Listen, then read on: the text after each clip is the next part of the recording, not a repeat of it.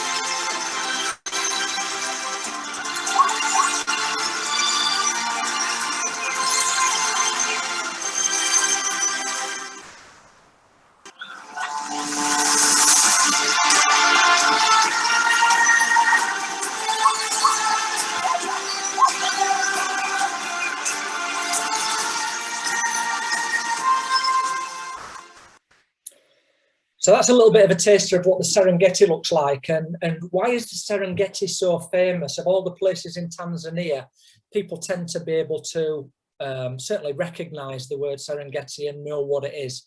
It's basically a 16,000 square kilometre piece of land that is all grassland, and that is a very rare thing. And it's all grassland because it is next to the Rift Valley, and the Rift Valley is characterised by a lot of volcanic activity. If you, I'll go on to that in a second actually, but if you have seen David Attenborough's Perfect Planet, the first episode is about volcanoes, and it begins in the Rift Valley, and it says why we exist, and it's down to volcanoes, bizarrely. But that region, and the Serengeti in particular, is as it is, and Serengeti means in Maasai everlasting grasslands, and it's literally grasslands from horizon to horizon. The soil is very nutritious because of the ash and the volcanic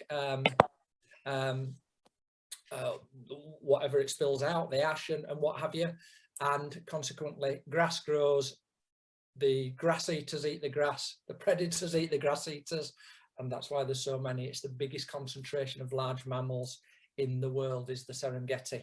A Tent with a View safaris, 26 years old, just operate in Tanzania. We are everything Tanzania, and we operate with innovation and integrity, and hopefully as I go through some of the properties, you'll get an idea of where that innovation comes from. The integrity bit is we've got conservation and environmentalism in our DNA. You have to have it if this is what you do and this is where you work. As I mentioned earlier, people don't often think of Tanzania first when you're talking about safaris or going into Africa, but some of its characteristics are household names.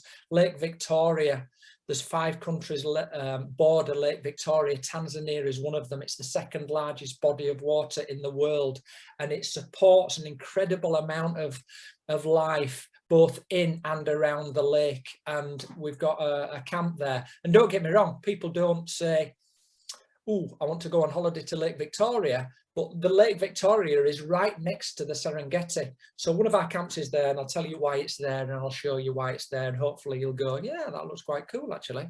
Serengeti, as I've mentioned. Selous is the biggest game reserve in Africa, now named Julius Nyerere National Park, and is now the biggest national park in Africa, about the size of Switzerland, and probably the best place in the world to find wild dog, but has all the animals that the Serengeti will have, but it's a lot quieter. Sadani, beautiful little jewel of a national park on the east coast of Tanzania, and it's where it all began for us. 2,100 square kilometers, and its unique characteristic is its eastern border is the Indian Ocean. So just a little piece of paradise that again people don't know of, and it's up to us to say, have you thought about Sadani? Would you like to go to Selous? What about Serengeti? And I'll show you how it all works. Zanzibar, a place that everybody's heard of but often don't know where it is and don't know what it is. It's an 80 kilometre by 30 kilometre island, 40 kilometres off the east coast of Tanzania, and it is paradise. It's a tropical island with powder white sand all around, turquoise sea, fantastic for diving, but within the island it's full of culture, and I'll go into that a little bit later on. It's where the vast majority of our safari trips end. Be it 3 days, 4 days, 7 days, putting your feet up on the on a tropical beach after you've just seen some wonderful animals. So it really works beautifully. That's Tanzania, 4 times bigger than the UK, population of 53 million, 60% Muslim, 40% Muslim, 60% Christian, living in a very peaceful, harmonious way. Never been to war apart from when Idi Amin invaded, but a peaceful place full of peaceful people. Those yellow areas are conservation areas, so they're either national parks or conservation areas or game reserves. That doesn't really matter to us. They are areas given over to the safety and conserve of African animals. They're just managed by different government organisations, so it doesn't really matter. In terms of how it works, there's a northern circuit and there's a southern circuit. The northern circuit includes mainly the Serengeti, Ngorongoro Crater and Conservation Area, Lake Manyara, which is just next to Tarangire, which is absolutely magnificent and beautiful and has the largest populations of elephant in Tanzania. And then there's Kilimanjaro. So you tend to fly into either Arusha or Kilimanjaro, Kili being an international airport, or Mwanza, which is just by Lake Victoria on the left there, and you either migrate east or west, passing through these different national parks, which have all got completely different ecosystems, and your senses are on fire from the start. Otherwise, you can fly into Dar es Salaam, which is on the coast just below Sudani and Zanzibar there, and you go and do that southern circuit. And the southern circuit is Selous Game Reserve, Mikumi, Ruaha, and that is also beautiful, beautiful reserves, full of animals, a little bit quieter, little bit different.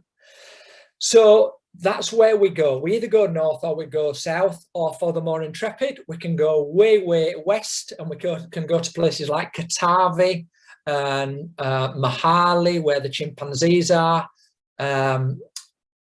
It's up to us to try and identify where the best places to go are for what you want out of your Tanzanian trip.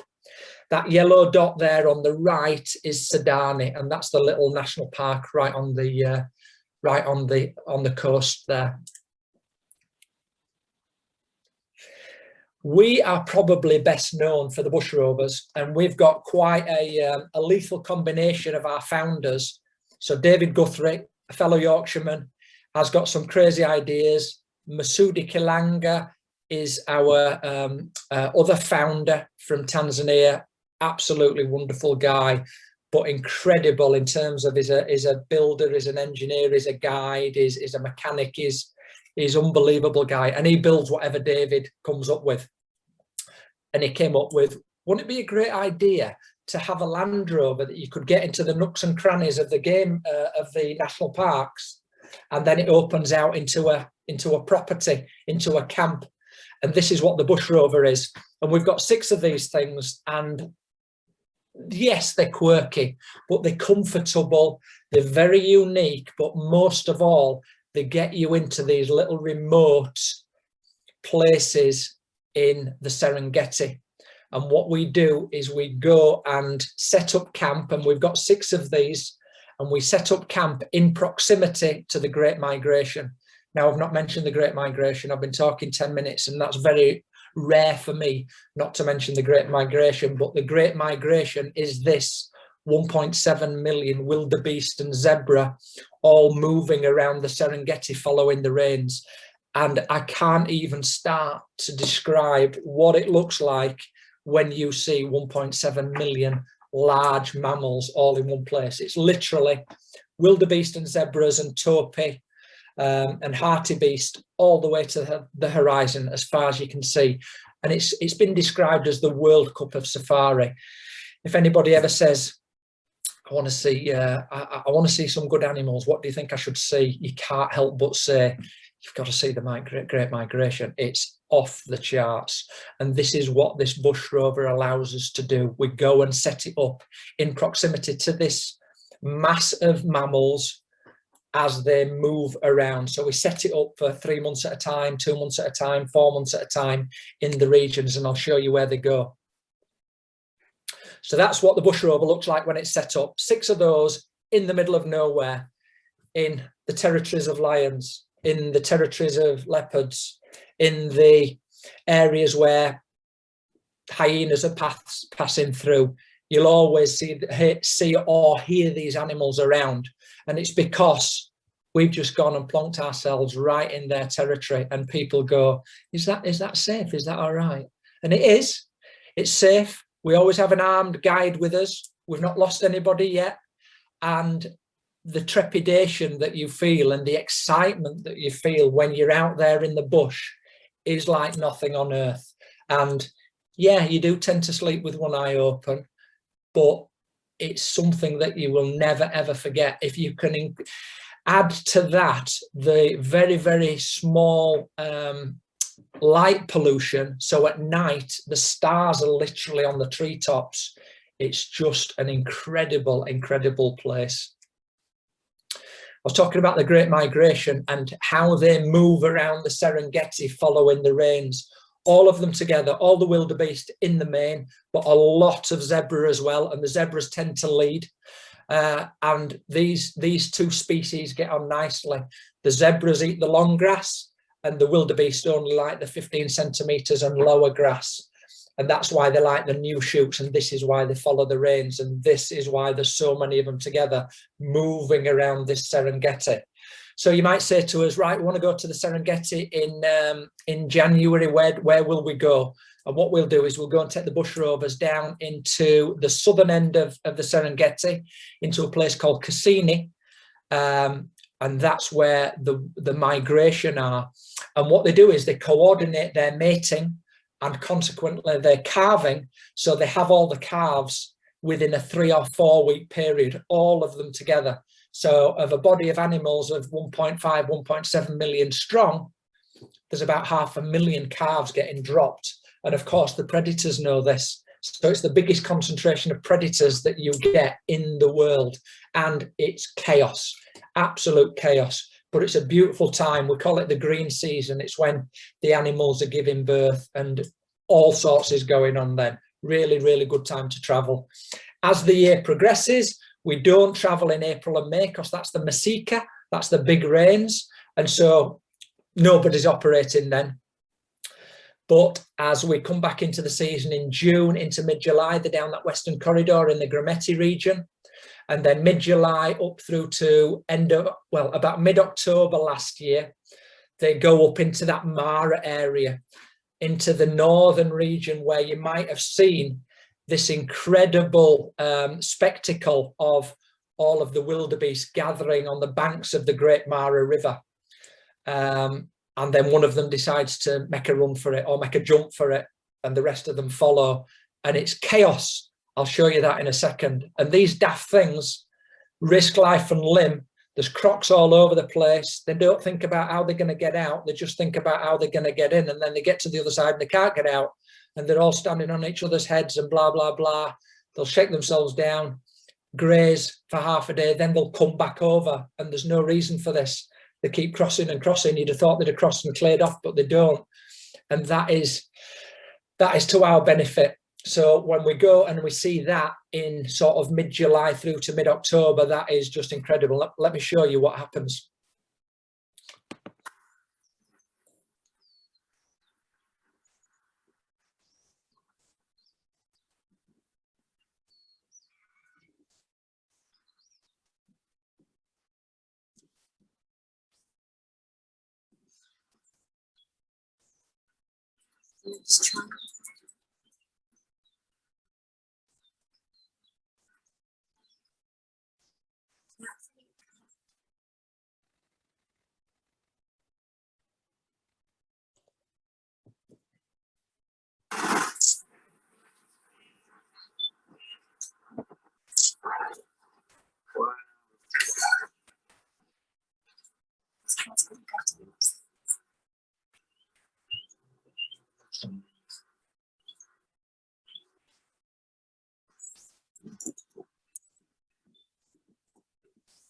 That's what I mean. How daft can you get?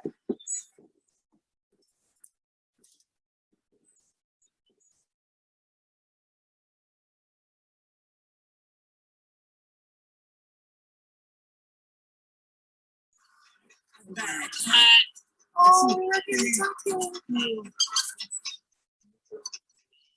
still out of the designer. Still out.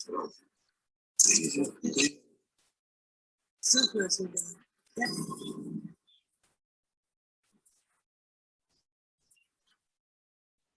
So that's the sort of thing that we go and see.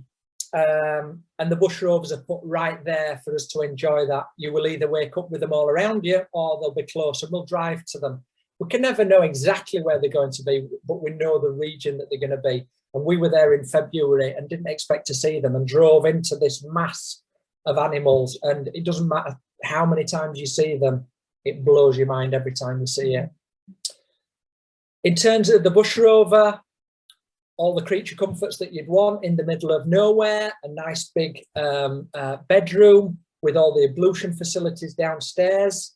The beauty of this is, as I said earlier, you can drive into the very remote areas, but the second characteristic that's really important is you come up these spiral stairs and you're 12 feet above the bush. So you do get that sense of security, but equally, when you wake up, you unzip and you have a look and you see what's out there, and it's absolutely amazing. If the migration isn't there, there's always something around. And the longer you stay there, the finer and more refined your focus is on the bush. So you might go there not too interested in the bird life, but by the time you leave, you know, you want to know what that little orange bird looks like, or what is it called, and you know, oh, we saw a couple of lovebirds pass, and da, da, da. So there's loads and loads of stuff to keep your attention if you're that way inclined. The sort of timetable that we have when we're out in the bushes, you're up early, you're up with the sun, and this is when the animals are active, and that's why we get up early, have a bit of breakfast, and then we're out in your own bush vehicle.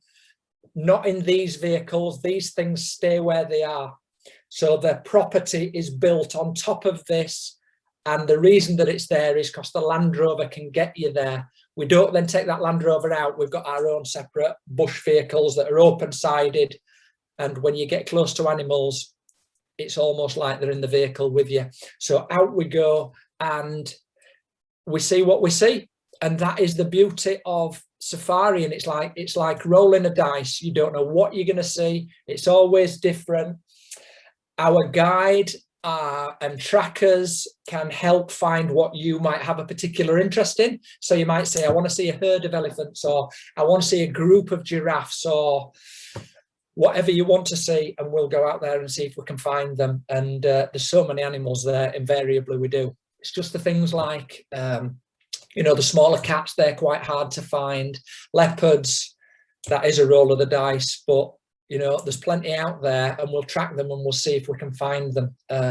But you never come away disappointed. There's just so much to see. And the whole landscape is just incredible. You get people saying, the African sky is a lot bigger than at home, isn't it? And it is, it just feels that way.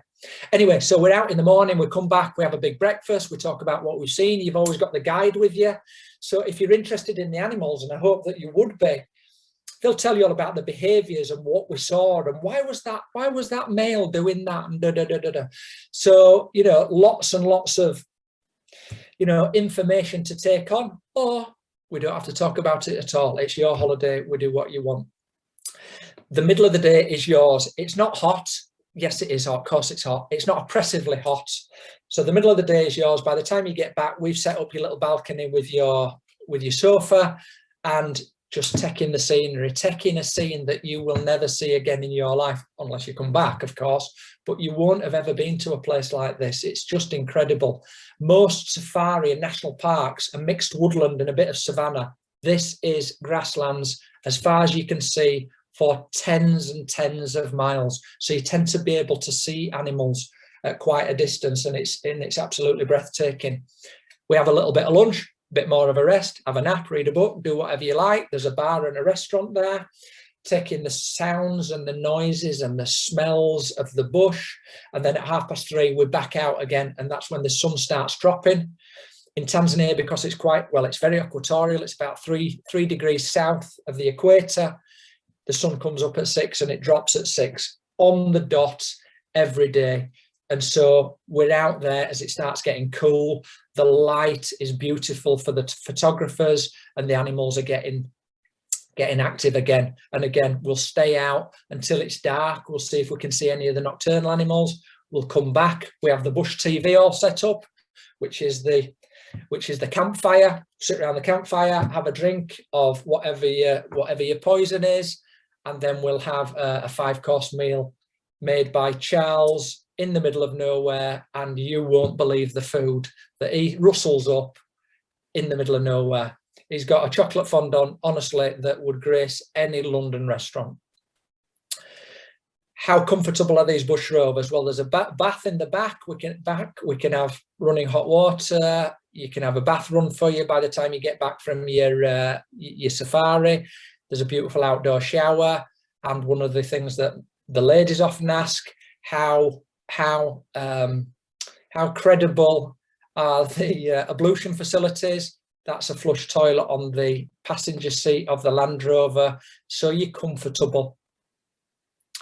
That's the restaurant and the bar area, and because there's 6 bush rovers, there's only ever 12 people in the camp, and there's 14 staff, so you feel as though it's your camp, to be honest. And I was going to say you'll never see people. You will see people. The Serengeti is a very, very popular place, but certainly when you go down to Cassini, last year we were there for 3 days, saw 2 cars in 3 days, and the migration was there. And that's what we're all about. We're all about getting to the animals and away from the people. So that's the Serengeti.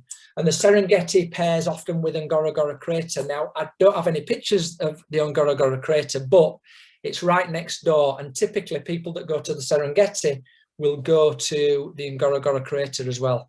Just very quickly, the Ngorongoro Crater is a 20-kilometer diameter caldera, and a caldera is the base of a volcano. So once upon a time, there was a volcano there that was higher than Kilimanjaro. It erupted and it collapsed in on itself, and it's left a crater that is the most complete crater in the world. It's 610 meters high, and inside it's got 25,000 large mammals. So it's got something like 200 elephant, 15 black rhino, 8 prides of lion, everything that you can imagine. It's an incredible, incredible place. And this conservation area is where the Maasai people live. And most of us have heard of the Maasai. And the Maasai live in the conservation area where all the wild animals live. Maasai are pastoralists, so their cattle are living cheek by jowl with lions, leopards, hyenas. And it's an incredible sight and an incredibly interesting human-animal conflict situation to know and view and understand. So many human-animal situations are conflict, but these tribes live together within the bounds of what is an animal conservation area, and it's great to see. So Serengeti, Ngorongoro Crater, and then you've got Lake Manyara and Tarangire, and we tend to sort of pair all those places up together. You can see a couple, you can see them all over a 6-day tour, I would imagine. Little Bangor Camp. I mentioned Lake Victoria right at the start, and we've got a little camp on the western gate of the Serengeti, and it's a nice little place to start your safari. Is this if you fly into Mwanza, again an international airport, second biggest city in Tanzania. You can fly there and then sort of wiggle your way east through the Serengeti, through Ngorongoro, down to Lake Manyara and through to Tarangire, over to Arusha, and then most people fly to Zanzibar.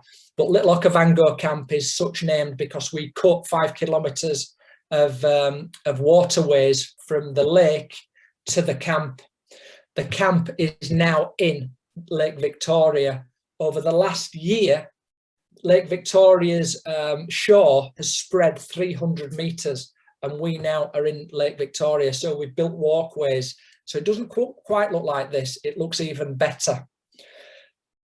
And again, a beautiful complement to a different type of ecosystem, really peaceful. Bird life is absolutely beautiful. We built a tower, of course we did. Dave said, let's build a tower. Masoudi goes, done. There you go, you've got a tower. And that tower is where we have brunch, and we look over beautiful Lake Victoria and then the other way into the Serengeti. This region is probably 3 kilometers from the Serengeti. So we get elephants crossing the road and coming into these areas that are surrounded by shambas, which are small subsistent farms where people grow corn or cotton or watermelons, and the elephants come over and they start eating the crops every night. And I mean every night. So invariably you will hear pots and pans getting hit in the middle of the night, and it's the poor locals trying to get the elephants off the crops that are going to feed the family. That is a different animal people conflict, but always absolutely fascinating.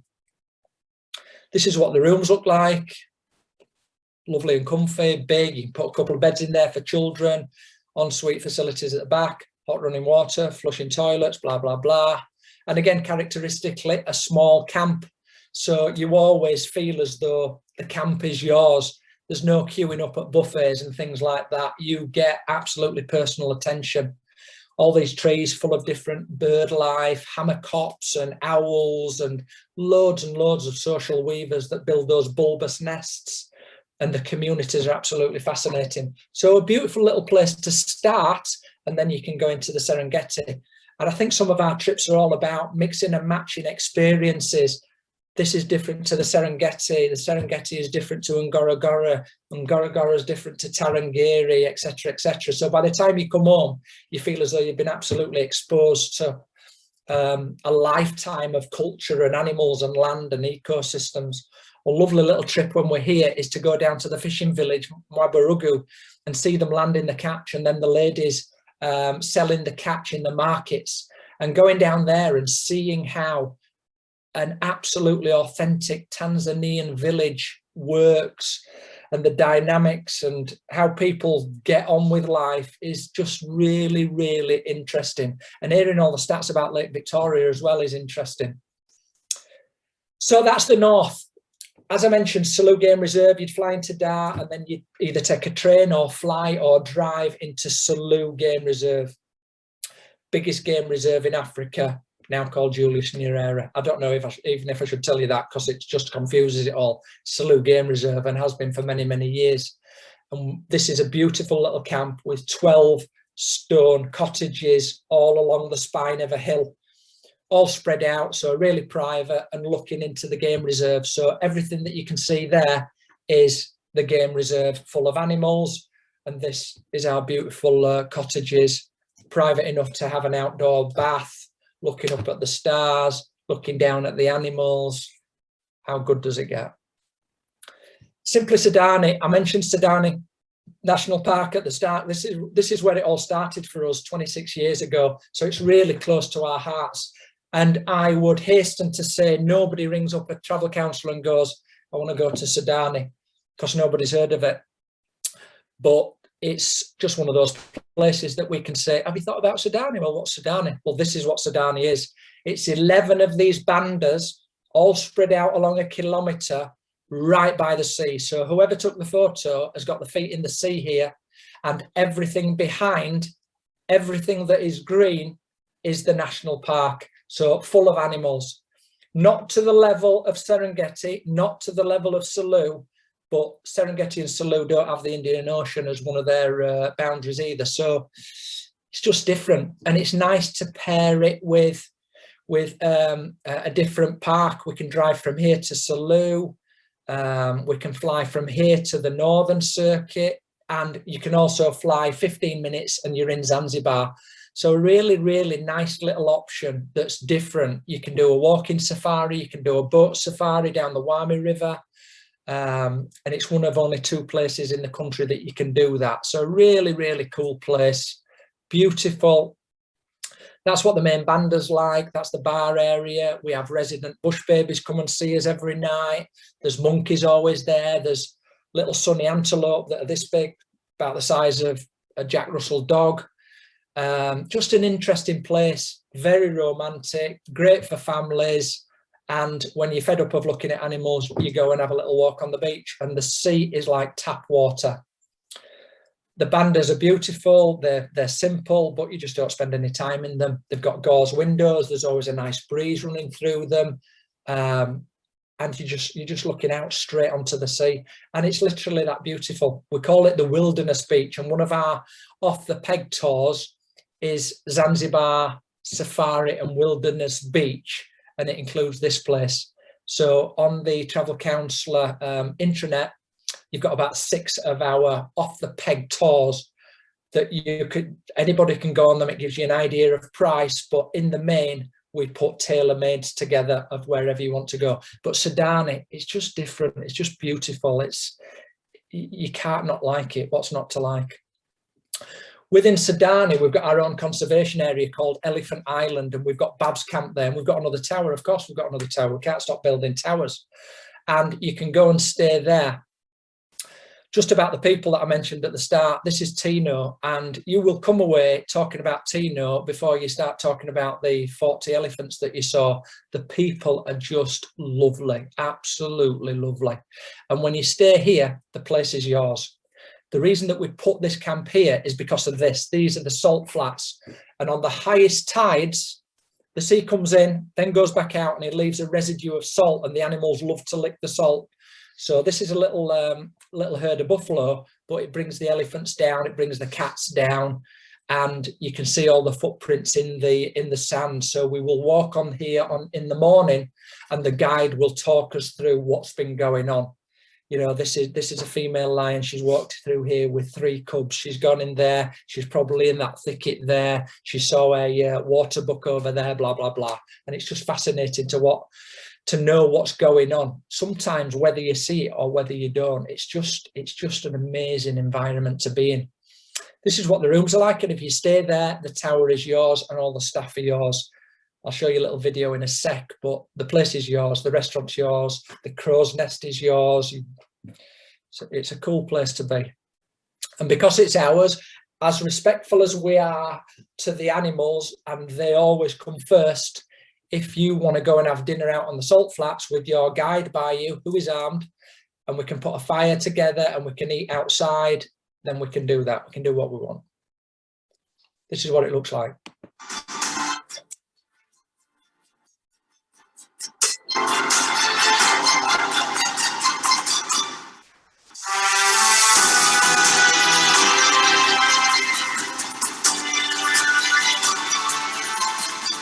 See, that's your little restaurant at the top.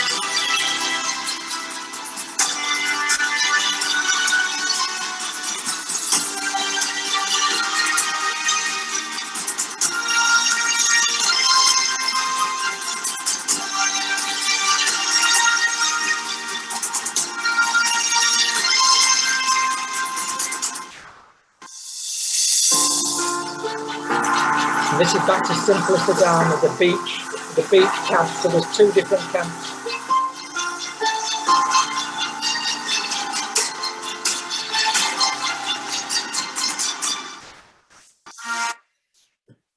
So that's the mainland, and as I mentioned earlier, the vast majority of trips finish on the island of Zanzibar. Incredible place, ruled over by the Omanis, the Indians, the Arabs, the Germans, the Portuguese, the English. So a real eclectic mix of cultures. It's where all the great explorations began and came out. The Speaks, the Livingstons, the Burtons. It's where all the slave trade came out. So it's got a very onerous history. So culturally, absolutely packed out. It's the House of Wonders is the first building in Africa that got electricity.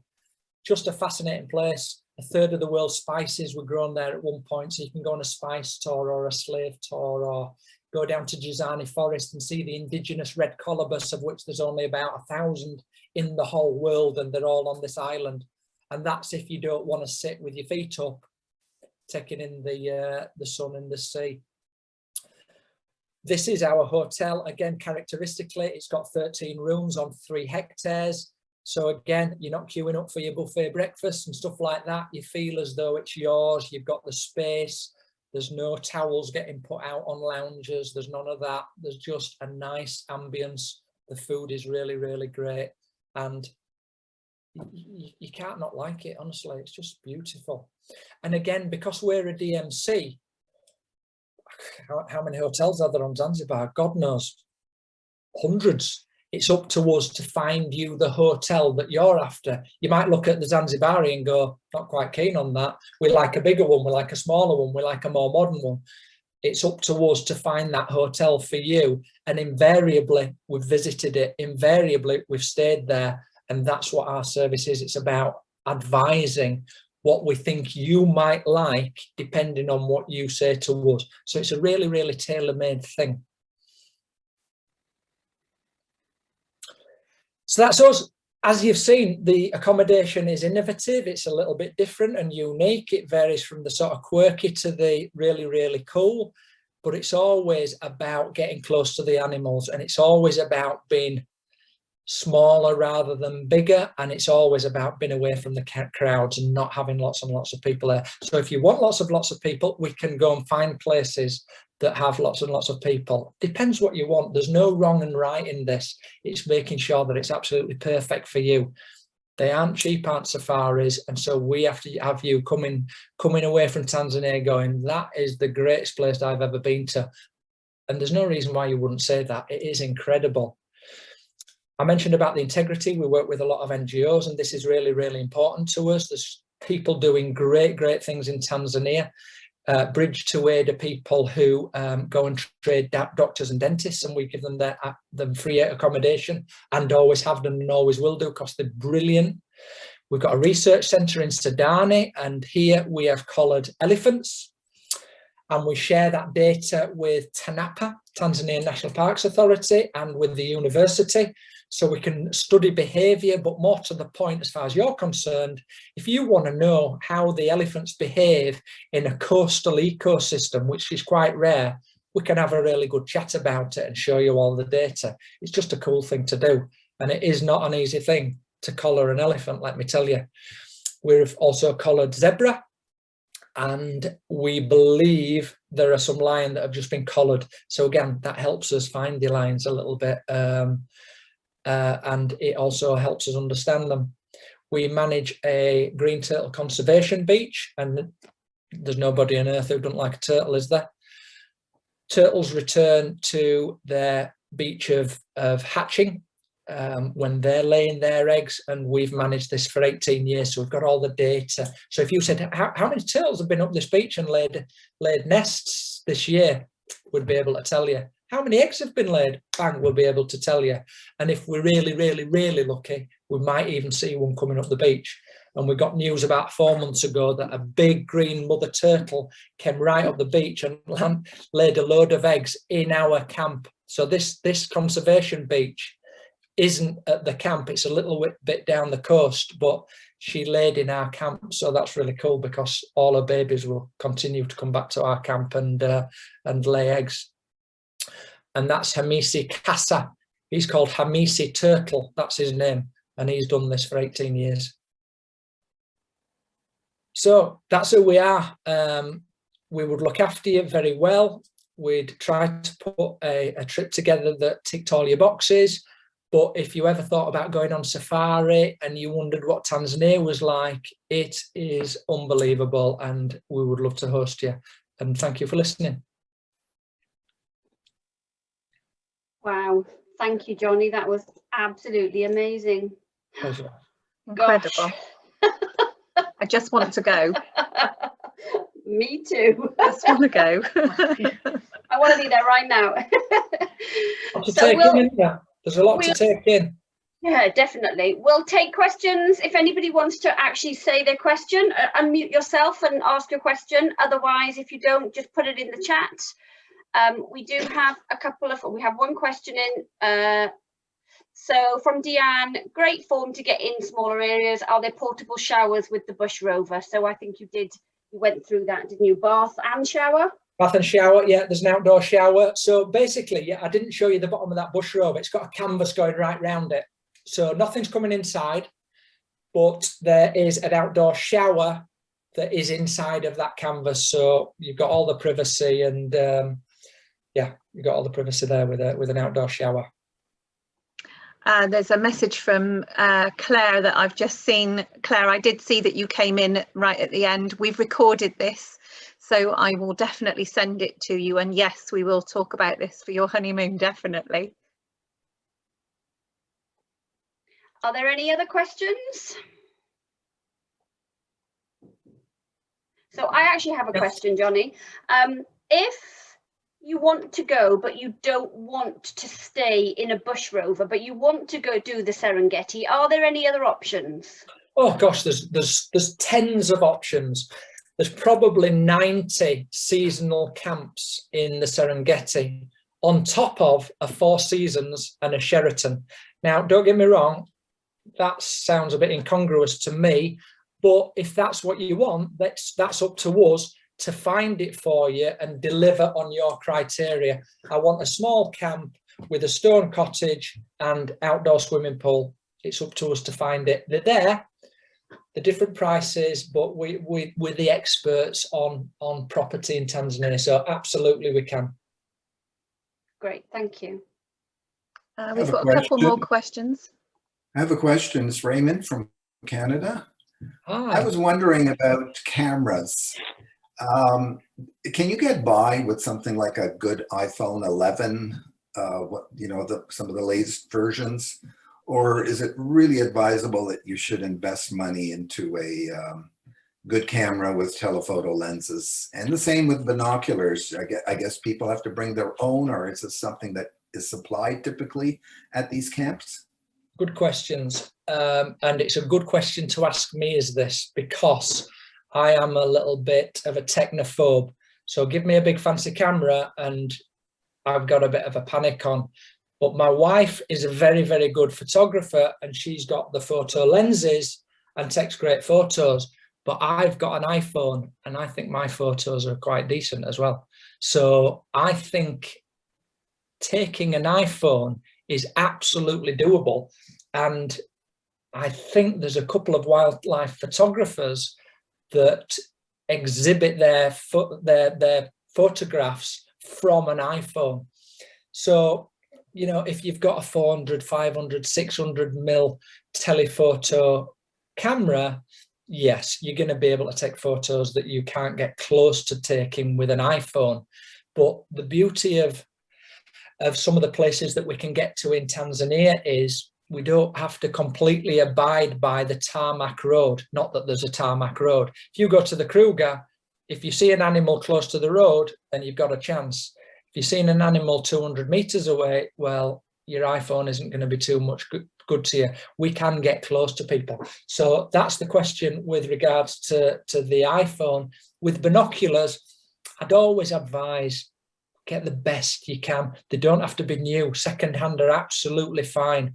But if you can get a decent pair of binoculars, it will definitely enhance the experience, not just from the vehicles, but literally, you know, sat on the balcony of the Bush Rover, stood on the beach in Sudani, you know, you'll always use your binoculars because there's always lots going on, and the bird life is fantastic. Whether you're a bird watcher or not, the bird life is absolutely fantastic.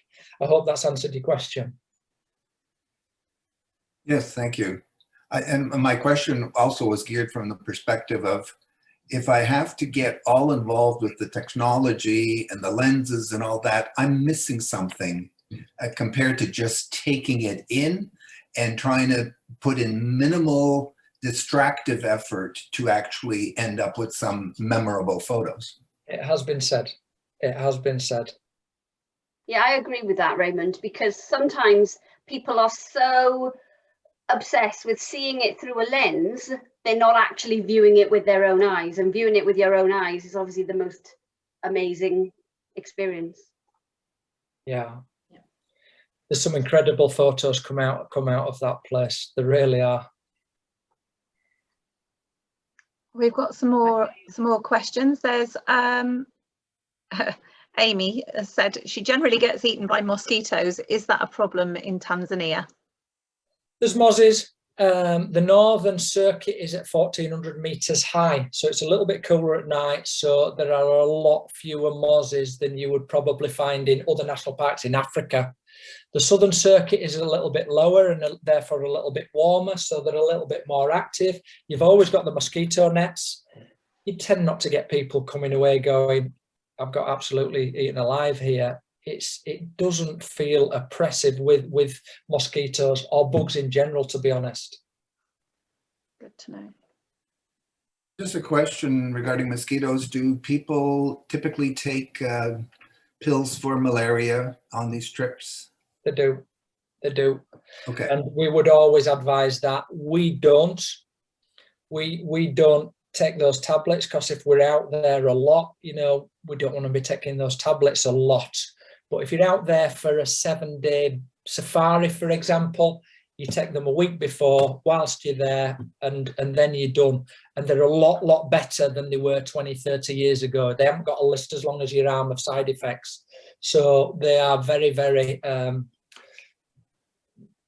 manageable. Yeah, thank you. Have we got any more? Yes, we have. Betty has said, you say there's a team of people that attend. Where do they stay overnight? In the Bush Rovers. Yeah. Yeah, we've got a little camp. So when we go and set up camp, we'll drive the Bush Rovers in, and maybe 4 of the 6 have got trailers with all the furnishings in. So we will set up camp, then we'll take the trailers, and the trailers convert into a camp behind the scenes. So invariably we'll set up close to a little copse of wood, and all of the bush rovers and the restaurant and bar are looking out onto the main event. And then behind the trees, we've got our staff camp, and you wouldn't know it was there. So that's where they stay. And they will stay there for 3 months.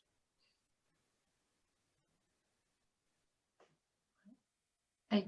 I've got another one from Laura. She said, where do we see the Off the Peg? Is that one for us, Laura? Should be on the intranet. Yeah, I think that's what she was referring to. Yeah, I asked last week if they were there, and the up-to-date prices are there and the trips are there. So we use that little bit of software called Wetu.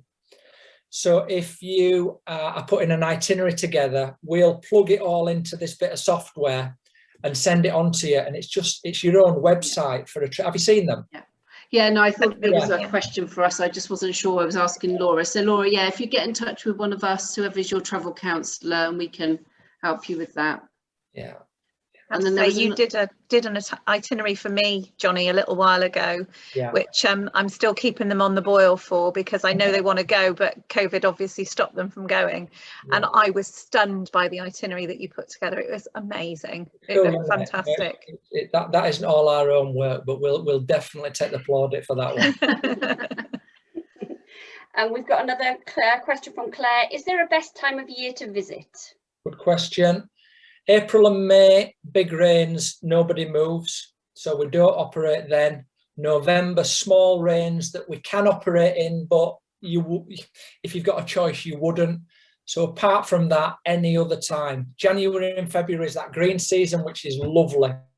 You know, there's a lot of animals calving and having the young there. Really lovely time.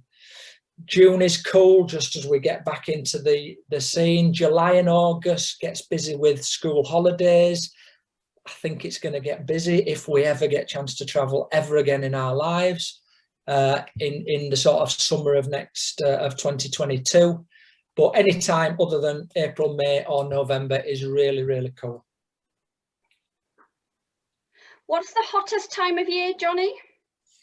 Is it January time? It's quite consistent because it's equatorial. It's quite consistent in terms of temperature. I'd say midsummer in the south is as hot as it gets. Salou can get quite warm. Yeah. Also, Johnny, question around families. Is there a minimum age for children with the bush rovers or taking them on safari? You know, we try and be sensible. It just depends on the children. You know, we've had a 6-week old child at Sudani, believe it or not. I think that's a bit young, but you know, if you take, they can't go anywhere at 6 weeks old, so it's quite safe, isn't it?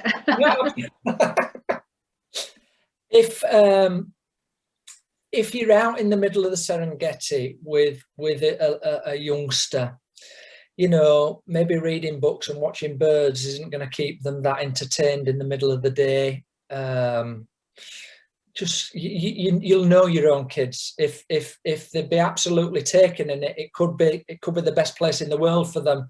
If they are a bit fidgety, and the youngsters always are, it might not be right for them. But we've got different camps with different stuff to do. Yeah. You know, we always think Sudan is a good option for families with younger children because you've got the animals there, you've got the smaller animals in the camp, and then you've got the beach that kids can go on all day long. So yeah, we try and tailor it. Yeah, that sounds good. Great. Any more questions before we finish? No? Nothing coming through. I think that's it. Thank you so much, Johnny. Absolutely. Absolutely amazing. Everybody who's here, obviously you'll have your own individual travel counsellor. If you want to have a chat with us, you'll have our emails, telephone numbers, etc. and want to have a chat with us about anything, whether it's to do with safaris or any other type of holiday, then please just get in contact. And thank you very much, guys, for attending. Thank you for coming. Thank you. Thank you for inviting me. Thank you so much. Thanks, everybody. Johnny. It's been great. Thank you. Bye-bye. Thanks, Jane. Bye.